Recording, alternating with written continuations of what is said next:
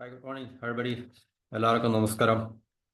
മറ്റൊരു പ്രധാനപ്പെട്ട ടോപ്പിക്കിലേക്ക് നമുക്ക് കടക്കാം. നമ്മൾ ഇന്ത്യൻ പ്രധാനമന്ത്രി അമേരിക്കയിൽ പോയി സന്ദർശനം നടത്തിയ സമയത്ത് ട്രംപ് ഒരു ബ്ലണ്ടായിട്ടുള്ളൊരു മെസ്സേജ്, ഒരു സ്റ്റേറ്റ്മെൻറ്റ് ഇറക്കിയായിരുന്നു അല്ലേ? നമ്മൾ ഇന്ത്യക്ക് F-35 നൽകാൻ അമേരിക്ക തയ്യാറാണ് എന്നുള്ള ഒരു സ്റ്റേറ്റ്മെൻറ്റ്. അത് ഒഫീഷ്യലായിട്ട് ഫോർമലായിട്ടുള്ള സ്റ്റേറ്റ്മെൻ്റ് ഒന്നും അല്ലായിരുന്നു. പക്ഷേ ഇൻഡോ US ഒരു പ്രസ് കോൺഫറൻസിൽ അല്ലെങ്കിൽ പ്രസ് മീറ്റിങ്ങിൽ അദ്ദേഹം നടത്തിയൊരു അനൗൺസ്മെൻ്റാണ്. എന്നുവെച്ചാൽ അമേരിക്കയ്ക്ക് അതിന് താല്പര്യമുണ്ട് എന്നാണ് അവർ പറഞ്ഞത്. അപ്പം അങ്ങനെ ഒരു തീരുമാനം, ആ ഒരു ഇൻഫോർമലായിട്ടുള്ള ഡിക്ലറേഷൻ മാത്രമേ നടന്നിട്ടുള്ളൂ. ആ ഡിക്ലറേഷൻ നടന്ന ഉടൻ തന്നെ അത് ഏറ്റവും കൂടുതൽ പിന്നെ ബുദ്ധിമുട്ടുകൾ അല്ലെങ്കിൽ നെറ്റി ചൊളിക്കുന്നത് മൂന്ന് രാജ്യങ്ങൾക്കാണ്. അതായത് ഇന്ത്യ ഇപ്പം അത് വാങ്ങിച്ചാലും ഇല്ലെങ്കിലും ശരി, അങ്ങനെ ഒരു സ്റ്റേറ്റ്മെൻറ്റ് ട്രംപ് പറഞ്ഞപ്പോൾ തന്നെ പ്രധാനമായിട്ടും ആദ്യം രണ്ട് രാജ്യങ്ങളാണ് അതിനെ ശക്തമായിട്ട് അമേരിക്കയെ വിമർശിച്ച്, അല്ലെങ്കിൽ അമേരിക്ക ഇങ്ങനെ ഒരു തീരുമാനം എടുക്കുന്നത് ശരിയല്ല, പുനഃപരിശോധിക്കണം എന്നൊക്കെ പറഞ്ഞ് രണ്ട് രാജ്യങ്ങളാണ് മുമ്പോട്ട് വന്നത്. ഒന്ന് ടർക്കിയും ഒന്ന് പാകിസ്ഥാനുമാണ്. ഇനി നമ്മളങ്ങനെ തീരുമാനം എടുക്കുകയാണെങ്കിൽ F-35 നമ്മൾ അമേരിക്കയിൽ നിന്ന് വാങ്ങിക്കുകയാണെങ്കിൽ തീർച്ചയായിട്ടും മൂന്നാമത് രാജ്യം കൂടി അതിനകത്തിൽ ആശങ്ക ഉണ്ടാകേണ്ടി വരും. അത് ചൈനയ്ക്കാണ്.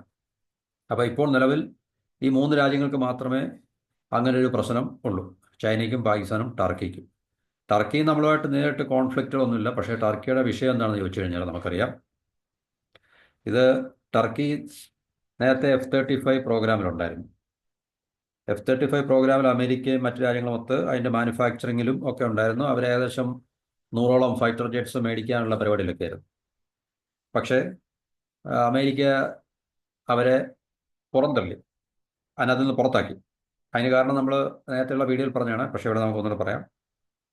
അതിനു മുമ്പ് നമുക്ക് പാകിസ്ഥാൻ്റെ കാര്യം പറയാം. പാകിസ്ഥാനതിനകത്തിൽ കാര്യമായിട്ടുള്ള ആശങ്കയുണ്ട്. എക്സ്പ്രസ് സ്ട്രോങ് കൺസേൺ എന്നൊക്കെയാണ് പറയുന്നത്. കാരണം തീർച്ചയായിട്ടും നമ്മളുടെ ഒരു ശത്രു ആയതുകൊണ്ടും ഇന്ത്യക്ക് F-35 എന്ന് പറഞ്ഞ ഏറ്റവും അത്യാധുനിക വിമാനം ലഭിക്കുമ്പോൾ നമുക്ക് നമ്മുടെ എയർഫോഴ്സിന് മേൽക്കൈ അല്ലെങ്കിൽ ഒരു അപ്പർ ഹാൻഡ് കിട്ടും എന്നുള്ള ഒരു കാരണം കൊണ്ടാണ് തീർച്ചയായിട്ടും പാകിസ്ഥാനുള്ള മുറുമുറുപ്പ് അല്ലെങ്കിൽ ആശങ്ക എന്ന് പറയുന്നത്. അത് നമുക്ക് മനസ്സിലാക്കാം. തീർച്ചയായിട്ടും അത് ഇരു രാജ്യങ്ങളും അങ്ങനെ തന്നെയാണ്. ഇപ്പോൾ പാകിസ്ഥാൻ ഏറ്റവും മോസ്റ്റ് മോഡേൺ ആയിട്ടുള്ള സോഫിസ്റ്റിക്കേറ്റഡ് വെപ്പൺസ് ഒക്കെ മേടിക്കുമ്പോൾ ഇന്ത്യക്ക് അത് ആശങ്ക ഉണ്ടാക്കുന്നതാണ്. കാരണം ബാലൻസ് ഓഫ് പവറിനകത്തിൽ ചേഞ്ച് ഉണ്ടാകും. അപ്പോൾ ഇന്ത്യക്ക് അങ്ങനെ അത്യാധുനിക ഇതുപോലുള്ള സംവിധാനങ്ങൾ ലഭിക്കുമ്പോൾ തീർച്ചയായിട്ടും പാകിസ്ഥാൻ്റെ മിലിറ്ററി ഇൻ്റലിജൻസ് സെക്യൂരിറ്റി എസ്റ്റാബ്ലിഷ്മെൻറ്റിൻ്റെ ഭാഗത്തുനിന്ന് തീർച്ചയായിട്ടും ഈ ആശങ്ക അവർ ഉണ്ടാകുകയും അത് അമേരിക്കയോട് അവർ പങ്കുവെക്കുകയും ചെയ്യും. കാരണം തീർച്ചയായും അമേരിക്കയാണല്ലോ അവരുടെ ഏറ്റവും വലിയൊരു ഇപ്പോഴും സപ്പോർട്ടർ എന്ന് പറഞ്ഞു കഴിഞ്ഞാൽ. ചൈനയാണെന്ന് നമുക്ക് തോന്നിയ തന്നെ ഇപ്പോഴും, കാരണം F-16 നിർത്തിവെച്ച സഹായങ്ങളൊക്കെ ട്രംപ് വീണ്ടും പുനരാരംഭിക്കുകയൊക്കെ ചെയ്തല്ലോ. അപ്പോൾ പാകിസ്ഥാന് തീർച്ചയായിട്ടും ആശങ്കയുണ്ട്. അത് പാകിസ്ഥാൻ പലയിടത്ത് പറയുകയും പ്രകടിപ്പിക്കുകയോ ചെയ്തിട്ടുണ്ട്. ടർക്കിക്കുള്ള വിഷയം എന്ന് പറഞ്ഞു കഴിഞ്ഞാൽ നമ്മൾ ഈ പറഞ്ഞാണ്. അപ്പോൾ അത് തീർച്ചയായിട്ടും നമുക്ക് ഒരു ചർച്ച ചെയ്യേണ്ട വിഷയം തന്നെയാണ്. എന്തുകൊണ്ടാണ് ടർക്കിയുമായിട്ടുള്ള പ്രശ്നം, അല്ല ടർക്കിക്ക് ഇത്ര ആശങ്ക ഉണ്ടാകേണ്ട കാര്യം എന്താണെന്നുള്ള കാര്യം നമുക്കറിയാം. അപ്പോൾ ടർക്കി ഈ F-35 പ്രോഗ്രാമിലുണ്ടായിരുന്ന നേരത്തെ തന്നെ മറ്റു പല രാജ്യങ്ങളുടെ കൂട്ടത്തിൽ ടർക്കിനകത്തിലൊരു പാർട്ടിസിപ്പൻ്റ് ആയിരുന്നു ഈ F-35A ലൈറ്റനിങ് 2 സ്റ്റെൽത്ത് ഫൈറ്ററിൻ്റെ മാനുഫാക്ചറിങ്ങിലൊക്കെ ഉണ്ട്. അപ്പം അത് ഇന്ത്യക്ക് തരാമെന്ന് ട്രംപ് പറഞ്ഞപ്പോൾ തന്നെ ടർക്കി ചാടി വീണ് അത് അമേരിക്കയുടെ ഡബിൾ സ്റ്റാൻഡേർഡാണ്, ഇരട്ടത്താപ്പ് നയമാണ്, ഹിപ്പോക്രസിയാണെന്നൊക്കെ പറഞ്ഞിട്ട് അവർ സ്റ്റേറ്റ്മെൻറ്റുകൾ ഒഫീഷ്യലായിട്ടും അൺഒഫീഷ്യലായിട്ടും ഒക്കെ അവർ ഉണ്ടാക്കിയിട്ടുണ്ട്. അപ്പോൾ ടർക്കിക്ക് ഈ F-35 പ്രോഗ്രാമിൽ പങ്കെടുത്തുകൊണ്ടിരിക്കുന്ന സമയത്താണ് അവർ 2017 റഷ്യയുടെ ഏറ്റവും അത്യാധുനിക എയർ ഡിഫൻസ് സിസ്റ്റമായിട്ടുള്ള S-400 എന്ന് പറയുന്ന വെപ്പൺസ് മേടിക്കുവാൻ അവർ കരാർ സൈൻ ചെയ്യുന്നത്. അപ്പോൾ 2019 അതിൻ്റെ ഡെലിവറി റഷ്യ ടർക്കിക്ക് ചെയ്യുകയും ചെയ്തു. അന്നേരം തന്നെ അമേരിക്ക പെട്ടെന്ന് തന്നെ ഒന്നും ആലോചിക്കാതെ തന്നെ ടർക്കി F-35 പ്രോഗ്രാമിൽ നിന്ന് പുറത്താക്കുകയും അങ്ങനെ അവർക്ക് ഈ മാനുഫാക്ചറിങ്ങിൽ പങ്കെടുക്കാനുള്ള സാഹചര്യം നിർത്തലാക്കുകയും അല്ലെങ്കിൽ അത് നിൽക്കുകയും 100ഓളം ജെറ്റുകൾ, ഈ പറഞ്ഞ F-35 എയർഫോഴ്സിന് വേണ്ട 100ഓളം ജെറ്റുകൾ, കാരണം 100ഓളം ജെറ്റുകൾ ടർക്കിക്ക് കിട്ടുക എന്ന് പറഞ്ഞു കഴിഞ്ഞാൽ F-35ൻ്റെ സ്റ്റെൽത്ത്, കാരണം ടർക്കിയുടെയൊക്കെ എയർ പവർ എന്നൊക്കെ പറഞ്ഞ് അത് നാറ്റോ മെമ്പറാണ് ടർക്കി എന്ന് പറഞ്ഞു കഴിഞ്ഞാൽ. നാറ്റോയിലെ ഏറ്റവും പ്രധാനപ്പെട്ട ഒരു മെമ്പറാണ്. പ്രധാനപ്പെട്ട മെമ്പർ എന്ന് പറയുമ്പോൾ അവർ മിഡിൽ ഈസ്റ്റിനെയും യൂറോപ്പിനെയും തമ്മിൽ യോജിപ്പിക്കുന്ന ഒരു രാജ്യമായിട്ട് ടർക്കിയുടെ ഇമ്പോർട്ടൻസ് വളരെ വളരെ വലുതാണ്. അപ്പോൾ അതുകൊണ്ട് അവർ ടർക്കിയിലെ ഏറ്റവും പ്രധാനപ്പെട്ട ഒരു മെമ്പറാണ്. അപ്പം ഒരു 100ഓളം ജെറ്റുകൾ F-35 സ്റ്റെൽത്ത് എയർക്രാഫ്റ്റ് ടർക്കിക്ക് ലഭിക്കുക എന്ന് പറയുമ്പോൾ ടർക്കിയുടെ എയർ സുപ്പീരിയോറിറ്റി എന്നൊക്കെ പറഞ്ഞാൽ നമുക്ക് ഊഹിക്കാൻ കഴിയുന്നതിനപ്പുറമാണ് അത്. അപ്പോൾ അമേരിക്ക പെട്ടെന്ന് തന്നെ ഇടപെട്ട് ടർക്കി പ്രോഗ്രാമിൽ നിന്ന് ഡിസ്മിസ് ചെയ്യുകയും പിന്നെ അങ്ങനെ ടർക്കിക്ക് ആ ഒരു ഫെസിലിറ്റി നഷ്ടമാവുകയും ചെയ്തു. അപ്പോൾ ഈ അമേരിക്കയുടെ ഒരു റഷ്യയായിട്ട് ബന്ധപ്പെട്ട് കച്ചവടങ്ങളും അല്ലെങ്കിൽ മിലിറ്ററി വ്യാപാരങ്ങളൊക്കെ നടത്തുന്ന രാജ്യങ്ങൾക്കെതിരെ ഉപയോഗിക്കാൻ വേണ്ടി ക്യാറ്റ്സ എന്ന് പറഞ്ഞൊരു നിയമം ഉണ്ടാക്കിയാണ്. CATS എന്നത് എന്നുവെച്ചാൽ countering Americas adversaries through sanctions act എന്നുള്ളതാണ്.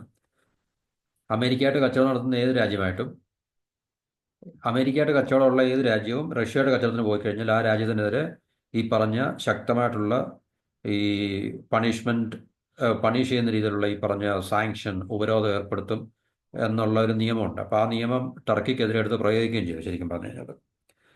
അപ്പോൾ ടർക്കിയുടെ വിഷയം, ഇന്ത്യയും ഈ എയർ ഡിഫൻസ് സിസ്റ്റം റഷ്യയിൽ നിന്ന് മേടിച്ചിട്ടുണ്ട്, എന്നിട്ട് ഇന്ത്യക്കെതിരെ എന്താണ് നിങ്ങൾ ഈ നിയമം ഉപയോഗിക്കാത്തത്, ഇന്ത്യക്കെതിരെ എന്താണ് സാങ്ഷൻ നിങ്ങൾ ഏർപ്പെടുത്താത്തത്, ഇന്ത്യ എന്തുകൊണ്ടാണ് ഈ S-400 പ്രോഗ്രാമായിട്ട് മുന്നോട്ട് പോകുവാൻ നിങ്ങൾ അനുവദിക്കുകയും അങ്ങനെ ആ ഒരു റഷ്യയായിട്ടുള്ള ഡീൽ ഇപ്പോഴും നിലനിൽക്കുമ്പോൾ നിങ്ങൾ എന്തുകൊണ്ടാണ് F-35 ഓഫർ ഇന്ത്യക്ക് കൊടുത്തതെന്നൊക്കെയാണ് നമ്മുടെ ടർക്കിയുടെ ഒരു മുമ്പോട്ടുള്ള അവരുടെ അമേരിക്കയുടെ ഒരു പങ്കുവെക്കുന്ന കൺസേൺസ് ആണ് ഇരിക്കുന്നത്. അപ്പോൾ ഇന്ത്യ ഏതാണ്ട് $5.43 billion 2018 5 S-400 air defence system മേടിക്കാനുള്ള കരാർ സൈൻ ചെയ്തിരുന്നു. ഏകദേശം 3 ഡെലിവർ ആയിട്ടുണ്ടെന്ന് തോന്നുന്നു. പിന്നെ റഷ്യ യുക്രൈൻ വന്നു, അതിനകത്തിൽ ഒത്തിരി കാലതാമസമൊക്കെ നേരിട്ടുകൊണ്ടിരിക്കുകയാണ് ഇപ്പോൾ. അപ്പം 2021 ആയപ്പോഴത്തേക്ക് 3 വർഷം ആയപ്പോഴത്തേക്ക് റഷ്യ ഡെലിവറി ചെയ്യാൻ തുടങ്ങി. അപ്പോൾ അമേരിക്കയുടെ ആദ്യത്തെ ചില ഭീഷണികളൊക്കെ ഉണ്ട്, അത് ഈ ക്യാറ്റ്സ് ഓഫ് സാങ്ഷൻസ് ഏർപ്പെടുന്നതൊക്കെ. പക്ഷേ ഇന്ത്യക്കെതിരെ അമേരിക്ക അത് ഏർപ്പെടുത്തില്ല, കാരണം അതിനുള്ള കാരണങ്ങൾ നമ്മൾ ഇനിയും പറയാൻ പോകുന്നുണ്ട്. അതുപോലെ തന്നെ അപ്പോൾ അങ്ങനെ അത് നിലനിൽക്കുമ്പോഴാണ് F-35 എന്ന് പറയുന്നത് ട്രംപ് നമുക്ക് ഓഫർ ചെയ്യുന്നത്.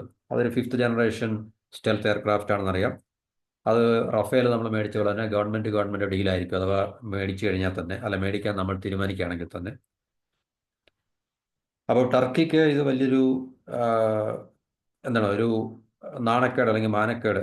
കാരണം ടർക്കി നേറ്റോ മെമ്പറായിട്ട് തന്നെ ടർക്കിയുടെ മുകളിൽ ഇതുപോലൊരു ഉപരോധം ഏർപ്പെടുത്തി. അപ്പോൾ ഇന്ത്യയെ അമേരിക്ക ഒന്നും ചെയ്യുന്നില്ല, ഇന്ത്യയെ വെറുതെ വിട്ടു എന്നൊക്കെ ഉള്ളൊരു കംപ്ലൈൻ്റ് ആണ് ടർക്കി പറയുന്നത്. അപ്പോൾ ടർക്കിയുടെ കൺസേൺ ഇതാണ്. അപ്പോൾ അത് US ഈ പറഞ്ഞ F-35 പ്രോഗ്രാമിൽ നിന്ന് ടർക്കിയെ സസ്പെൻഡ് ചെയ്തു, റഷ്യയിൽ നിന്ന് S-400 മേടിച്ചതുകൊണ്ട്. അപ്പോൾ അത് ടർക്കിക്ക് വലിയൊരു സെറ്റ് ബാക്ക്, തിരിച്ചടി ഉണ്ടാക്കി. കാരണം ഈ F-35 100ഓളം വിമാനങ്ങൾ മേടിക്കുക എന്ന് പറഞ്ഞു കഴിഞ്ഞാൽ ടർക്കിയുടെ പറഞ്ഞില്ലേ എയർ സുപ്പീരിയോറിറ്റി എത്രത്തോളം മുൻപിലേക്ക് പോകും.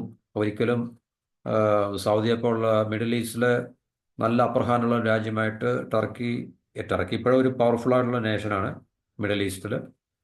പിന്നെ അപ്പോൾ ഈ 100ഓളം F-35 കിട്ടിക്കഴിഞ്ഞാൽ അത് പെട്ടെന്ന് കിട്ടത്തില്ല, എന്തായാലും കുറേ വർഷങ്ങളുടെ ടൈം ഗ്യാപ്പിനുള്ളിലായിരിക്കും കിട്ടുന്നത്. എന്നാലും ടർക്കിയുടെ എയർ സുപ്പീരിയോറിറ്റി അല്ലെങ്കിൽ എയർഫോഴ്സിൻ്റെ ഡോമിനൻസ് മിഡിൽ ഈസ്റ്റിൽ തീർച്ചയായിട്ടും വളരെ വലുതായിരിക്കും. അത് നമുക്ക് പ്രതീക്ഷിക്കാതിനപ്പുറമായിട്ട് മാറും. അപ്പോൾ അതൊക്കെ ടർക്കിക്ക് നഷ്ടപ്പെട്ട ഒരു അവസ്ഥകളാണ് ശരിക്കും പറഞ്ഞത്.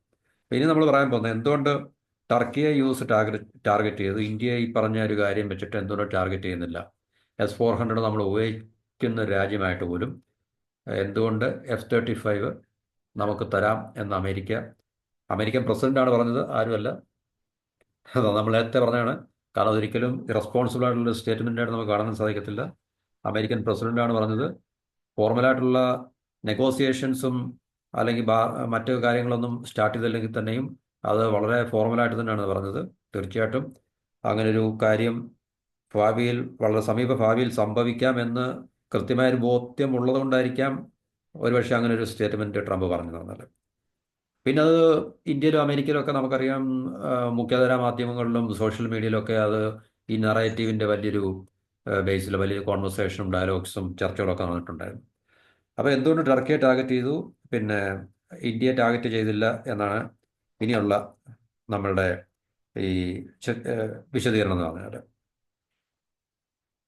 ഇപ്പം നാറ്റോ മെമ്പറാണ്. അപ്പം നാറ്റോ മെമ്പറായതുകൊണ്ട് ടർക്കി നാറ്റോ മെമ്പറാണ്ട് ആ നാറ്റോ മെമ്പർഷിപ്പിലുള്ള രാജ്യങ്ങൾക്കെല്ലാം ഒരു അലയൻസിനോട് കമ്മിറ്റ്മെന്റ് ഉണ്ട്. കാരണം അവർക്കൊരു കോമൺ കോഡ് ഓഫ് ബിഹേവിയർ ഉണ്ടായിരിക്കുമല്ലോ. ഇപ്പോൾ ഒരു ഗ്രൂപ്പിനകത്തില്ല, പ്രത്യേകിച്ച് മിലിറ്ററി ഗ്രൂപ്പാണ്. വളരെ അഡ്വാൻസ്ഡ് ആയിട്ടുള്ള രാജ്യങ്ങളെല്ലാം തന്നെ പങ്കെടുക്കുന്ന, ഇപ്പോൾ അമേരിക്ക, ബ്രിട്ടൻ, ഇല്ലേ, ഫ്രാൻസ്, ജർമ്മനി, ഇതുപോലുള്ള എല്ലാ രാജ്യങ്ങളും പങ്കെടുക്കുന്ന, അഡ്വാൻസ്ഡ് ആയിട്ടുള്ള എല്ലാ രാജ്യങ്ങളും പങ്കെടുക്കുന്ന ഒരു മിലിറ്ററി അലയൻസ് ആണ്, മിലിറ്ററി ഗ്രൂപ്പാണ് നോർത്ത് അറ്റ്ലാന്റിക് ട്രീറ്റി ഓർഗനൈസേഷൻ. അപ്പം അതിനകത്തിലെ ടർക്കി ഒരു മെമ്പർ ആയതുകൊണ്ട് അവർക്ക് തീർച്ചയായിട്ടും വളരെ സ്ട്രിക്റ്റ് ആയിട്ടുള്ള കമ്മിറ്റ്മെൻറ്റ്സ് ഉണ്ട് അതിനകത്തിൽ, ആ ഗ്രൂപ്പിനകത്തിൽ അംഗങ്ങളായിട്ടുള്ള രാജ്യങ്ങൾക്ക്. അപ്പോൾ അത് ആ ഗ്രൂപ്പിൽ അംഗങ്ങളായിട്ടുള്ള ഒരു രാജ്യം തന്നെ, ഒരു രാജ്യവും റഷ്യയിൽ നിന്ന് ആയുധങ്ങൾ വാങ്ങിക്കരുത് അല്ലെങ്കിൽ വാങ്ങിക്കത്തില്ല എന്നുള്ളൊരു നമുക്കറിയാം. ഇപ്പം ബ്രിട്ടൻ, ഫ്രാൻസ്, ജർമ്മനി, മറ്റ് യൂറോപ്യൻ രാജ്യങ്ങളൊന്നും തന്നെ നാറ്റോ മെമ്പർഷിപ്പിലുള്ളത് അവരൊരിക്കലും റഷ്യയിൽ നിന്ന് ആയുധങ്ങൾ വാങ്ങിക്കുന്നതായിട്ട് നമുക്കറിയില്ല. അപ്പോൾ അങ്ങനൊരു നാറ്റോ മെമ്പറായിട്ടുള്ള ടർക്കി റഷ്യയിൽ നിന്ന് ഈ പറഞ്ഞ S-400 എന്നുള്ള ഏറ്റവും അഡ്വാൻസ്ഡ് ആയിട്ടുള്ള, കാരണം പടിഞ്ഞാറൻ രാജ്യങ്ങൾക്ക് തലവേദന ഉണ്ടാക്കുന്നൊരു വെപ്പൺ സിസ്റ്റമാണ് S-400 എന്ന് പറഞ്ഞാൽ. എയർ ഡിഫൻസ് സിസ്റ്റമാണത്. എന്നുവെച്ചാൽ അമേരിക്കയുടെ പേട്രിയോട്ടിനേക്കാളും ഒക്കെ വളരെ പിന്നെ മുൻപന്തിയിൽ നിൽക്കുന്ന ഒരു എയർ ഡിഫൻസ് സിസ്റ്റമാണെന്നാണ് ഇതിനെക്കുറിച്ച് പറയുന്നത്. അപ്പോൾ അങ്ങനെയുള്ളൊരു അവസ്ഥയിൽ ടർക്കി ഈ പറഞ്ഞൊരു പിന്നെ മെനക്കെട്ട പണിക്ക് പോകുമ്പോൾ തീർച്ചയായിട്ടും അത് നാറ്റോ അലയൻസിലുള്ള മറ്റ് രാജ്യങ്ങൾക്ക് അത് ഒരു ബുദ്ധിമുട്ടുണ്ടാക്കും. പ്രത്യേകിച്ച് അമേരിക്ക, ബ്രിട്ടൻ, ഫ്രാൻസ് ഇതുപോലുള്ള അഡ്വാൻസ്ഡ് ആയിട്ടുള്ള രാജ്യങ്ങൾക്ക്. അതെന്തുകൊണ്ടാണെന്ന് ചോദിച്ചു കഴിഞ്ഞാൽ, അപ്പോൾ ആ മിലിറ്ററി പിന്നെ അവർക്കെല്ലാം കോമൺ ആയിട്ടുള്ള മിലിറ്ററി സിസ്റ്റം ഉണ്ട്. അപ്പോൾ അതെല്ലാം പരസ്പരം അങ്ങോട്ടും ഇങ്ങോട്ടും സിസ്റ്റം എല്ലാം ഇൻ്റഗ്രേറ്റ് ചെയ്യുകയും അലൈൻ ചെയ്തൊക്കെ വെച്ചിരിക്കുകയാണ്. അപ്പോൾ അത് അലയൻസിൻ്റെ സ്റ്റാൻഡേർഡാണ്, ആ ഗ്രൂപ്പിൻ്റെ സ്റ്റാൻഡേർഡാണ്. അപ്പോൾ അവർക്ക് ഇന്റർ ഓപ്പറേറ്റബിലിറ്റി എൻഷുർ ചെയ്യാനും വേണ്ടി, അവരുടെ സെക്യൂരിറ്റിയൊക്കെ എൻഷുർ ചെയ്യാൻ വേണ്ടിയാണ്. തീർച്ചയായിട്ടും നമുക്കറിയാം, ഒരു ഗ്രൂപ്പിനകത്തുള്ള അംഗങ്ങൾ തീർച്ചയായിട്ടും ആ ഗ്രൂപ്പിൻ്റെ ബിഹേവിയറൽ കോഡ് അനുസരിച്ചായിരിക്കും പെരുമാറേണ്ടത്. അപ്പോൾ അതിന് വിരുദ്ധമായിട്ട്, ചട്ടവിരുദ്ധമായിട്ട് ഒരു ഗ്രൂപ്പിലെ ഏതെങ്കിലും ഒരു അംഗം പ്രവർത്തിക്കുകയാണെങ്കിൽ അല്ലെങ്കിൽ പെരുമാറുകയാണെങ്കിൽ അതിന് ചില എന്താണ് പറയുന്നത്, പണിഷ്മെൻ്റ് അല്ലെങ്കിൽ ചില എന്താണ് പറയുന്നത്, അവരുടെ ക്രിറ്റിസിസം, വിമർശനങ്ങളൊക്കെ നേടേണ്ടി വരും. അപ്പോൾ ഇവിടെ അമേരിക്ക ചെയ്തത്, ഇപ്പോൾ മറ്റ് രാജ്യങ്ങൾ ഉപരോധം ഏർപ്പെടുത്തുന്ന അമേരിക്ക ഉപരോധം ഏർപ്പെടുത്തിയാൽ മതി അമേരിക്കയുടെ ലീഡർഷിപ്പിൽ. അപ്പോൾ ആ കാറ്റ്സ് എന്ന് പറയുന്നത് അമേരിക്ക എടുത്ത് ഉപയോഗിച്ചു എന്ന് മാത്രമേ ഉള്ളൂ.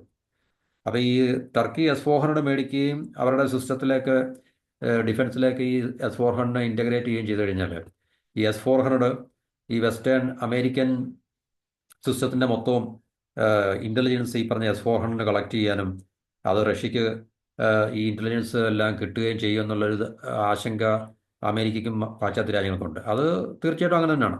ഇപ്പോൾ ടർക്കി S-400 ഉപയോഗിക്കുന്നു, ടർക്കി F-35 ഉപയോഗിക്കുന്നെങ്കിൽ, അല്ലെങ്കിൽ മറ്റേതെങ്കിലും അമേരിക്കയുടെ F-16 അതുപോലുള്ള വെപ്പൺ സിസ്റ്റം ഉപയോഗിക്കുന്നുണ്ടെങ്കിൽ, തീർച്ചയായിട്ടും റഷ്യയുടെ ഈ മിസൈൽ ഡിഫൻസ് സിസ്റ്റത്തിന്, എയർ ഡിഫൻസ് സിസ്റ്റത്തിന് ഈ അമേരിക്കൻ വെപ്പൺസിനെ കുറിച്ചുള്ള ഇൻ്റലിജൻസ് എല്ലാം അവർക്ക് ഗ്യാദർ ചെയ്യാനും കളക്ട് ചെയ്യാനും സാധിക്കും.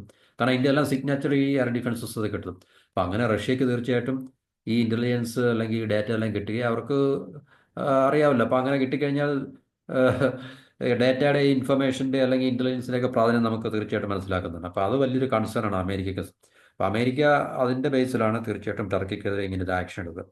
പക്ഷേ ഇന്ത്യ നാറ്റോ മെമ്പർ അല്ല. അപ്പം നാറ്റോ മെമ്പർ അല്ലാത്തതുകൊണ്ട് അങ്ങനെ ഒരു അലയൻസിനോട് ഒരു കമ്മിറ്റ്മെൻ്റ് ഇല്ല. അവരുടെ കോഡ് ഓഫ് കോണ്ടക്ട് അല്ലെങ്കിൽ കോഡ് ഓഫ് ബിഹേവിയർ അനുസരിച്ച് ഇന്ത്യ നിൽക്കേണ്ട ആവശ്യമില്ല. ഇന്ത്യക്ക് അതൊന്നും പരിഗണിക്കേണ്ട ആവശ്യമില്ല. ഇന്ത്യക്ക് ഇന്ത്യയുടേതായിട്ടുള്ള സ്ട്രാറ്റജിക് ആയിട്ടുള്ള ഓട്ടോണമി അല്ലെങ്കിൽ നമുക്ക് സ്വയം നമ്മുടെ കാര്യങ്ങൾ തീരുമാനിക്കാനുള്ള ഒരു അധികാര പരിധി നമുക്കുണ്ട്. കാരണം നമ്മളൊരു ഗ്രൂപ്പിലും മെമ്പർ അല്ലാത്തതുകൊണ്ട്. ഇപ്പം നമ്മൾ കോഡിലാണെങ്കിൽ നമുക്ക് കോഡിൻ്റെ ഈ പറഞ്ഞ അലയൻസിൻ്റെ കോഡ് ഓഫ് കോണ്ടക്റ്റ് ഉണ്ട്. അപ്പോൾ തീർച്ചയായിട്ടും കോഡ് പറയുന്ന നിങ്ങൾ മെമ്പർ നേഷൻസ് ഇന്ന രീതിയിൽ ബിഹേവ് ചെയ്യണം എന്നൊക്കെ പറയും. അപ്പോൾ അത് നമുക്ക് അംഗീകരിക്കാൻ പറ്റും. കോഡിലും ശരിക്കും പറഞ്ഞാൽ നാറ്റോ മെമ്പേഴ്സ് തന്നെയാണ്. ജപ്പാൻ, ഓസ്ട്രേലിയ, അമേരിക്ക, പിന്നെ ഇന്ത്യ. നോൺ നാറ്റോ മെമ്പറായിട്ടുള്ള പിന്നെ ഇന്ത്യ മാത്രമേ ഉള്ളൂ. പക്ഷേ അവിടുന്ന് നമുക്ക് അങ്ങനെ വലിയ പ്രഷറൊന്നും അമേരിക്കയുടെ ഭാഗത്തുനിന്നില്ല. അപ്പോൾ നാറ്റോയുടെ ഓപ്പറേഷണൽ ഫ്രെയിംവർക്കിനെ ഒന്നും ഇന്ത്യയുടെ തീരുമാനങ്ങൾ ബാധിക്കുന്നില്ല. കാരണം ഇന്ത്യ നാറ്റോയിൽ മെമ്പർ അല്ലാത്തതുകൊണ്ട്. അപ്പോൾ അതുകൊണ്ട് അമേരിക്കയുടെയും മറ്റ് രാജ്യങ്ങളുടെയും ഒന്നും സെക്യൂരിറ്റി ഇന്ത്യയുടെ തീരുമാനം, ഈ S-400 മേടിക്കാനുള്ള തീരുമാനം ഡയറക്റ്റായിട്ട് ത്രട്ടൺ ചെയ്യുന്നില്ല എന്നുള്ളതാണ്.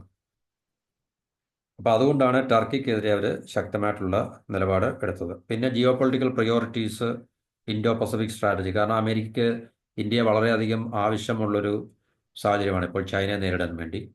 അപ്പോൾ അതുകൊണ്ട് തന്നെ ഇന്ത്യക്കെതിരെ ശക്തമായിട്ടുള്ള കടുത്ത നിലപാടുകൾ എടുത്തു കഴിഞ്ഞാൽ ഇന്ത്യ തീർച്ചയായിട്ടും റെസിപ്രോക്കേറ്റ് ചെയ്യും, ഇല്ലേ? നമ്മൾ അമേരിക്കയുടെ താല്പര്യങ്ങൾക്ക് കൂടുതൽ താല്പര്യം, കൗണ്ടർ ഇൻട്രസ്റ്റ് നമ്മൾ കാണിക്കാതിരുന്നു കഴിഞ്ഞാൽ അമേരിക്കയ്ക്ക് ചൈനയെ കൗണ്ടർ ചെയ്യാനുള്ള ഇൻഡോ പസഫിക് ഓഷ്യനിൽ അതുപോലെ തന്നെ ഉള്ള സ്ഥലങ്ങളിലൊക്കെ ചൈനയെ കൗണ്ടർ ചെയ്യാൻ ഇന്ത്യയുടെ സഹായം കിട്ടിയില്ലെങ്കിൽ അമേരിക്കയ്ക്ക് അത് ഒറ്റയ്ക്ക് ബുദ്ധിമുട്ടാകും എന്ന കാര്യം ഇപ്പോൾ ഉള്ള ജിയോ പൊളിറ്റിക്സിൽ ഒരു റിലവൻ്റ് ആയിട്ടുള്ള കാര്യമാണ്. അപ്പോൾ അതുകൊണ്ടാണ് അമേരിക്ക ഇന്ത്യക്കെതിരെ ശക്തമായിട്ടുള്ള കടുത്ത നടപടികൾ ഒന്നും എടുക്കാൻ. പക്ഷേ ടർക്കിക്ക് അത്രയും ഈ പറഞ്ഞ ഒരു സ്ട്രാറ്റജിക് ആയിട്ടുള്ള എന്താ പറയുന്നത് പ്രിയോറിറ്റി ഒന്നുമില്ല. മിഡിൽ ഈസ്റ്റിൽ മാത്രമേ ഉള്ള അവരുടെ ഫോക്കസ് ആണ്. അതുപോലെ തന്നെ ഈസ്റ്റേൺ മെഡിറ്ററേനിയൻ, ഈ രണ്ട് സ്ഥലങ്ങളിലുള്ളൂ ടർക്കിയുടെ ഫോക്കസ് ആണ്. പക്ഷേ അതിനേക്കാളിലും വളരെ ഇമ്പോർട്ടൻ്റ് ആയിട്ടുള്ള ഇൻഡോ പസഫിക് ഓഷ്യനിൽ അമേരിക്കയുടെ പിന്നെ ചൈനയുടെ സാന്നിധ്യത്തെ, വളർന്നു വരുന്ന ചൈനയുടെ പവർ പ്രൊജക്ഷനെയും ചൈനയുടെ പ്രസൻസിനെയൊക്കെ കൗണ്ടർ ചെയ്യാൻ വേണ്ടി ഇന്ത്യ എന്ന് പറയുന്ന വലിയൊരു രാജ്യത്തിൻ്റെ സഹായം അമേരിക്കയ്ക്ക് ആവശ്യമായതുകൊണ്ട് തീർച്ചയായിട്ടും ഇന്ത്യക്കെതിരെ ഇങ്ങനെ ശക്തമായിട്ടുള്ളൊരു ഉപരോധമോ സാങ്ഷനോ ഒക്കെ ഏർപ്പെടുത്തി കഴിഞ്ഞാൽ അത് അമേരിക്കയ്ക്ക് വലിയ രീതിയിലുള്ള തിരിച്ചടിയായിരിക്കും എന്നുള്ള തിരിച്ചറിവിൻ്റെ അടിസ്ഥാനത്തിലാണ് അമേരിക്ക ഇന്ത്യക്കെതിരെ ഈ പറഞ്ഞ ഒരു നയപരിപാടി സ്വീകരിക്കാനുള്ളത്. അപ്പോൾ ടർക്കിയുടെ റീജിയണൽ ഇൻഫ്ലുവൻസിനേക്കാൾ കൂടുതൽ ഇന്ത്യയുടെ ഈ പറഞ്ഞ റോളിനെയാണ് അമേരിക്ക പ്രയോറിറ്റൈസ് ചെയ്യുന്നത്. അതുകൊണ്ട് ഇന്ത്യ റഷ്യയിൽ നിന്ന് S-400 പർച്ചേസ് ചെയ്യുന്നതും F-35 സെയിലും തമ്മിൽ അവർ കണക്ട് ചെയ്തിട്ടില്ല. പിന്നെ ഹിസ്റ്റോറിക്കൽ ഇന്ത്യയുടെ വളരെ കാലമായിട്ടുള്ള റഷ്യയുമായിട്ടുള്ള റിലേഷൻസും കണക്കിലെടുക്കുന്നുണ്ട്. ടർക്കിക്ക് അങ്ങനെയുള്ള റിലേഷൻ ഒന്നുമില്ല. അപ്പോൾ പണ്ട് മുതലേ നമുക്കറിയാം ഇന്ത്യ റഷ്യയും തമ്മിലല്ല, ഇന്ത്യ സോവിയറ്റ് യൂണിയൻ തമ്മിലാണ്. അപ്പോൾ ഇന്ത്യ ഏറ്റവും കൂടുതൽ ആയുധങ്ങൾ വാങ്ങിച്ചുകൊണ്ടിരിക്കുന്ന നേരത്തെ 60-70% ഉണ്ടായിരുന്നു. ഇപ്പം 30% ആയിട്ട് കുറഞ്ഞിട്ട് റഷ്യ യുക്രൈൻ വാറിൻ്റെ വെളിച്ചത്തിലും അല്ലെങ്കിൽ ഇന്ത്യ ഡൈവേഴ്സിഫൈ ചെയ്യാൻ വേണ്ടി ഇന്ത്യയുടെ ഡിഫൻസ് പർച്ചേസുകൾ ഡൈവേഴ്സിഫൈ ചെയ്യാൻ വേണ്ടി തീരുമാനമെടുത്തതിൻ്റെയൊക്കെ വെളിച്ചത്തിലാണ്. അപ്പോൾ അതൊക്കെ കണക്കിലെടുത്തു കഴിഞ്ഞാൽ തീർച്ചയായിട്ടും അമേരിക്കയ്ക്ക് ഇന്ത്യക്കെതിരെ ഈ കൂടുതൽ ശക്തമായിട്ടുള്ള സമ്മർദ്ദമോ ഉപരോധമോ ഏർപ്പെടുത്താനുള്ളൊരു ലോജിക്കലായിട്ടുള്ള അല്ലെങ്കിൽ മോറലായിട്ടുള്ളൊരു പിന്നെ എന്താണ് പറയുന്നത് ഉത്തരവാദിത്വമില്ല എന്നുള്ളത് ഇവിടെ പറയുന്നുണ്ട്. അപ്പോൾ ഇന്ത്യ ചൈനയുടെയും പാകിസ്ഥാൻ്റെയും ഒത്തുചേർന്നുള്ള ഒരു ഇന്ത്യക്കെതിരെയുള്ള പ്രവർത്തനങ്ങളെ കൗണ്ടർ ചെയ്യാൻ വേണ്ടി ഇന്ത്യക്ക് ശക്തമായിട്ടുള്ള വെപ്പൺ സിസ്റ്റവും അല്ലെങ്കിൽ ഡിഫൻസ് എക്യുപ്മെൻറ്റും ഒക്കെ വേണം. അപ്പോൾ അത് S-400 പോലുള്ളൊരു സാധനം ഇന്ത്യ റഷ്യയിൽ നിന്ന് മേടിച്ചത് തെറ്റില്ല എന്നാണ് അമേരിക്ക ടർക്കിക്ക് കൊടുക്കുന്നൊരു പിന്നെ കൗണ്ടർ സ്റ്റേറ്റ്മെന്റ് എന്ന് പറഞ്ഞത്. അപ്പോൾ ടർക്കിയുടെ പർച്ചേസ് എന്ന് പറഞ്ഞു കഴിഞ്ഞാൽ ഒരു എന്താണ് ഫുൾ ഫ്ലഡ്ജ് നേറ്റോ മെമ്പറായിട്ടുള്ള ടർക്കി റഷ്യയിൽ നിന്ന് S-400 മേടിക്കുക എന്ന് പറഞ്ഞു കഴിഞ്ഞാൽ അത് ടർക്കി അലയൻസിനെ മെമ്പർഷിപ്പിൽ ടർക്കി ബാക്കിയുള്ള മെമ്പേഴ്സിനെ ചീറ്റ് ചെയ്യുന്നതിന് തുല്യമാണ്. അത് നേറ്റോയുടെ വെസ്റ്റേൺ സിസ്റ്റം, അവരുടെ മിലിറ്ററി സിസ്റ്റത്തിൻ്റെയും അല്ലെങ്കിൽ വെപ്പൺ സിസ്റ്റത്തിനെയൊക്കെ വയലേറ്റ് ചെയ്യുന്ന രീതിയിൽ, കോംപ്രമൈസ് ചെയ്യുന്ന രീതിയിലുള്ള ഒരു തീരുമാനമാണ് ടർക്കിയുടെ എന്നുള്ളതാണ് അമേരിക്ക പറയുന്നത്, മറ്റ് നേറ്റോ രാജ്യങ്ങളും പറയുന്നത്. പിന്നെ ഈ കാറ്റ്സ എന്ന് പറയുന്ന നിയമത്തിൻ്റെ ടൈമിംഗ് ആണ്. അപ്പം അത് ഓക്കെ, എന്തൊക്കെയായാലും അമേരിക്ക ഇന്ത്യക്കെതിരെ പിന്നെ ചില വിട്ടുവീഴ്ചകൾ കാട്ടി എന്നുള്ളത് വളരെ കൃത്യമാണ്. അത് ഈ പറഞ്ഞ ഇന്ത്യയുടെ ഇൻഡോ പസഫിക് നേഷനുള്ള സ്ട്രാറ്റജിക് ഇമ്പോർട്ടൻസ് കൊണ്ടും ഇന്ത്യയിലെ ഈ വളർന്നു വരുന്ന സമ്പദ് വ്യവസ്ഥയെ ഇന്ത്യയിൽ അമേരിക്ക കണ്ടുവെക്കുന്നുണ്ടും ഇന്ത്യയുടെ മാർക്കറ്റിനെ അമേരിക്കയ്ക്ക് ആവശ്യമുള്ളതൊക്കെ കൊണ്ട് തന്നെയാണ്. കാരണം കൂടുതൽ ഡിഫൻസ് പർച്ചേസുകൾ ഭാവിയിൽ അമേരിക്കയിൽ നിന്ന് അമേരിക്കയ്ക്ക് കിട്ടും ഇന്ത്യയിൽ നിന്നുള്ളൊരു പ്രതീക്ഷയൊക്കെ മുന്നിൽ വെച്ചുകൊണ്ടാണ് ഇന്ത്യക്കെതിരെ കൂടുതൽ ശക്തമായിട്ടുള്ള സമ്മർദ്ദങ്ങളോ അല്ലെങ്കിൽ ഉപരോധങ്ങളോ സാങ്ഷൻസോ ഒന്നും അമേരിക്ക എടുക്കാനത്. അപ്പം ടൈമിംഗ് ആൻഡ് ക്യാറ്റ്സ് ആപ്ലിക്കേഷൻ, പിന്നെ ഇക്കണോമിക് ആൻഡ് സ്ട്രാറ്റജിക് ലിവറേജ്, ഇന്ത്യക്കുള്ള വളർന്നു വരുന്ന സാമ്പത്തിക ശക്തിയാണ്ട് തന്ത്രപ്രധാനമായിട്ടുള്ള അതായത് ഡിഫൻസ് എക്യുപ്മെൻറ്റ്സ്, വെപ്പൺസ്, അതുപോലെ തന്നെ മറ്റ് സമ്പദ് മേഖലയിലുള്ള കൂട്ടുകെട്ട്, ഇതൊക്കെ കണക്കിലെടുത്തുകൊണ്ട് തന്നെയാണ് ഇന്ത്യക്കെതിരെ ഈ പറഞ്ഞ ഈ ഉപരോധം ഏർപ്പെടുത്താൻ എന്നുള്ളതാണ് നമ്മൾക്ക് മനസ്സിലാക്കാൻ സാധിക്കുന്നത്. അപ്പോൾ കൂടുതൽ ഡിഫൻസ്, ഇപ്പോൾ ട്രംപ് തന്നെ പറഞ്ഞു ഇന്ത്യ കൂടുതൽ ഡിഫൻസ് പർച്ചേസ് നടത്തും എന്നുള്ള പ്രതീക്ഷയുണ്ട്, അല്ലെങ്കിൽ നടത്തും എന്നൊക്കെ പറഞ്ഞത്. അപ്പോൾ അത് ഒക്കെ കണക്കിലെടുത്തുകൊണ്ട് തന്നെയാണ് ടർക്കിയെ ഒഴിവാക്കുകയും ഇന്ത്യ ഒഴിവാക്കുകയും ടർക്കിക്കെതിരെ അവർ ശക്തമായിട്ടുള്ള നിലപാടെടുക്കുകയൊക്കെ ചെയ്തത്. പിന്നെ ടർക്കി അമേരിക്കയും തമ്മിൽ ചില പ്രശ്നങ്ങൾ നിലനിൽക്കുന്നുണ്ടല്ലോ, മിഡിൽ ഈസ്റ്റിലെ സിറിയയിലെ പ്രശ്നങ്ങൾ, പിന്നെ മറ്റു ചില പ്രശ്നങ്ങളൊക്കെ കണക്കെടുത്ത് ടർക്കി അമേരിക്കയും തമ്മിൽ ചില കോൺഫ്ലിക്റ്റ് നിലനിൽക്കുന്നുണ്ട്. അതിൻ്റെയും കൂടെ അടിസ്ഥാനത്തിലായിരിക്കണം അമേരിക്ക അങ്ങനെയുള്ളൊരു F-35 പ്രോഗ്രാമിൽ നിന്ന് അവരെ ഒഴിവാക്കുകയും സാങ്ഷൻ ഏർപ്പെടുത്തുകയും ചെയ്യുന്നത്. അപ്പോൾ ഇതിനകത്തിൽ നമുക്ക് മനസ്സിലാക്കാനുള്ള ഒരു കാര്യം എന്ന് പറഞ്ഞാൽ, ഏറ്റവും കൂടുതൽ തലവേദന, ഇതിൻ്റെ ആശങ്ക ഉണ്ടാക്കുന്നത് ടർക്കിക്ക് ഇന്ത്യയായിട്ടുള്ള നേരിട്ടുള്ള പിന്നെ ഒരു ജിയോ പൊളിറ്റിക്കൽ റിലേഷൻ്റെ പ്രശ്നമല്ല, ഇന്ത്യയും പാകിസ്ഥാനും തമ്മിലല്ല, ഇന്ത്യയും ചൈനയും തമ്മിലുള്ള വിഷയം പോലുള്ള അമേരിക്ക ഇരട്ടത്താപ്പ് നയം കാണിക്കുന്നു, അല്ലെങ്കിൽ ഒരു ഹിപ്പോക്രസി കാണിക്കുന്നു എന്നുള്ളതിൻ്റെ അടിസ്ഥാനത്തിലാണ് ടർക്കിയുടെ കൺസേൺ എന്ന് പറഞ്ഞു കഴിഞ്ഞാൽ. പാകിസ്ഥാൻ്റെ കൺസേൺ എന്ന് പറഞ്ഞു കഴിഞ്ഞാൽ, ഇന്ത്യക്ക് ഇതുപോലുള്ള സുപ്പീരിയർ വെപ്പൺ സിസ്റ്റം കിട്ടിക്കഴിഞ്ഞാൽ ബാലൻസ് ഓഫ് പവർ ഇന്ത്യക്ക് അനുകൂലമായിരിക്കും എന്നുള്ളൊരു കൺസേൺ പാകിസ്ഥാനുണ്ട്. തീർച്ചയായിട്ടും അത് ഒരു എന്താണ് പറയുന്നത്, നമുക്ക് പാകിസ്ഥാൻ രാജ്യത്തെ സംബന്ധിച്ച് അതൊരു എന്താണ് പറയുന്നത്, ഒരു ന്യായീകരിക്കത്തക്ക ഒരു കൺസേണാണ് പാകിസ്ഥാൻ. പക്ഷേ ടർക്കിയുടെ കൺസേൺ എന്ന് പറഞ്ഞു കഴിഞ്ഞാൽ അത്ര ന്യായീകരിക്കത്തക്കല്ല. കാരണം ഇന്ത്യയും ടർക്കിയും തമ്മിൽ അമേരിക്കയ്ക്ക് വളരെ വ്യത്യാസമുള്ള രണ്ട് രാജ്യങ്ങളായതുകൊണ്ട് ടർക്കിക്കെതിരെ എടുത്തൊരു നിലപാട് വെച്ചുകൊണ്ട് എന്തുകൊണ്ട് ഇന്ത്യക്കെതിരെ ആ നിലപാട് അമേരിക്ക എടുക്കുന്നില്ലെന്ന് ടർക്കി പറഞ്ഞു കഴിഞ്ഞാൽ അതിനകത്ത് ലോജിക്കൊന്നുമില്ല, അല്ലെങ്കിൽ അതിനകത്ത് ന്യായീകരിക്കത്തക്കതായിട്ടൊന്നുമില്ല എന്നാണ് അമേരിക്കയും പറയുന്നത്. അതുകൊണ്ട് ഈ പറഞ്ഞ മൂന്ന് രാജ്യങ്ങൾക്കാണ്, ചൈന പ്രത്യേകിച്ചൊന്നും പറഞ്ഞില്ല, പക്ഷേ ഇന്ത്യ ഈ വെപ്പൺ സിസ്റ്റം മേടിച്ചു കഴിഞ്ഞാൽ ചൈനയ്ക്ക് അത് തീർച്ചയായിട്ടും ആശങ്ക ഉണ്ടാക്കും. കാരണം ചൈനയ്ക്ക് മേൽ ഇന്ത്യക്ക് തീർച്ചയായിട്ടും നമുക്കൊരു എയർ സുപ്പീരിയോറിറ്റി ഉണ്ടാകാനും അല്ലെങ്കിൽ ഉണ്ടാക്കിയെടുക്കാനും സാധിക്കും. ഈ സ്റ്റെൽത്ത് എയർക്രാഫ്റ്റ് നമ്മൾ ഒരു സ്ക്വാഡ്രണോ 2 സ്ക്വാഡ്രണോ എത്ര മേടിച്ചു കഴിഞ്ഞാൽ തന്നെയും. അപ്പം ഇന്ത്യക്ക് അത് വളരെ പെട്ടെന്ന് അത്യാവശ്യമാണ്. F-35 എന്നല്ല, കാരണം ഈ പറഞ്ഞ മോഡേൺ ഫൈറ്റർ എയർക്രാഫ്റ്റിൻ്റെ അക്വിസിഷൻ ഇന്ത്യക്ക് വളരെ അത്യാവശ്യമാണ്. കാരണം ഇപ്പം നമ്മളുടെ എയർഫോഴ്സ് വളരെ പരിതാപകരമായ അവസ്ഥയിലാണ്. പാകിസ്ഥാനായിട്ട് കമ്പയർ ചെയ്യുമ്പോൾ തീർച്ചയായിട്ടും അവർക്കാണ് ഇപ്പോൾ അപ്പർ ഹാൻഡ് ഉള്ളത്, എഡ്ജ് ഉള്ളത്. അപ്പോൾ ഇന്ത്യക്ക് വളരെ പെട്ടെന്ന് തന്നെ ഇതുപോലുള്ള വളരെ അഡ്വാൻസ്ഡ് ആയിട്ടുള്ള വെപ്പൺ പ്ലാറ്റ്ഫോം മേടിക്കുക എന്നുള്ളത് ഇന്ത്യക്ക് വളരെ അത്യാവശ്യമാണ്. അത് F-35 ആയാലും ശരി, റഷ്യയിൽ നിന്നുള്ള Su-57 എന്ന് പറയുന്ന അഡ്വാൻസ് വെപ്പൺ സിസ്റ്റം ആയാലും ശരി, എന്ത് തന്നെയായാലും ശരി. അപ്പോൾ ഇതാണ് നമുക്ക് ഈ പറഞ്ഞ ഒരു ടോപ്പിക്കുമായിട്ട് ഷെയർ ചെയ്യാനുള്ളത്. അപ്പോൾ നമുക്ക് എന്തായാലും ഇതിനെക്കുറിച്ചൊന്നും നമ്മുടെ ഇന്ത്യൻ ഗവൺമെൻറ്റിൻ്റെ ഭാഗത്തുനിന്ന് ഫോർമലായിട്ടോ അല്ലെങ്കിൽ ഔദ്യോഗികമായിട്ടൊന്നും യാതൊരു തരത്തിലുള്ള തീരുമാനങ്ങളും സ്റ്റേറ്റ്മെൻറ്റുകളോ ഒന്നും തന്നെ ഇതുവരെ പുറത്തു വന്നിട്ടില്ല. ഇന്ത്യ F-35 മേടിക്കുമോ, അല്ലെങ്കിൽ മേടിക്കാൻ തയ്യാറാണോ, അല്ലെങ്കിൽ മേടിക്കാൻ തീരുമാനമെടുക്കുന്നുണ്ടോ എന്നുള്ളതിനെക്കുറിച്ചൊന്നും ഇതുവരെ യാതൊരു രീതിയിലുള്ള ഒരു തരത്തിലുള്ള സ്റ്റേറ്റ്മെൻറ്റോ അല്ലെങ്കിൽ അഭിപ്രായമോ ഒന്നും തന്നെ നമ്മുടെ ഇന്ത്യൻ ഗവൺമെൻറ്റിൻ്റെ, ഇന്ത്യൻ ഭരണകൂടത്തിൻ്റെ ഭാഗത്തുനിന്ന് ഇതുവരെ ഉണ്ടായിട്ടില്ല.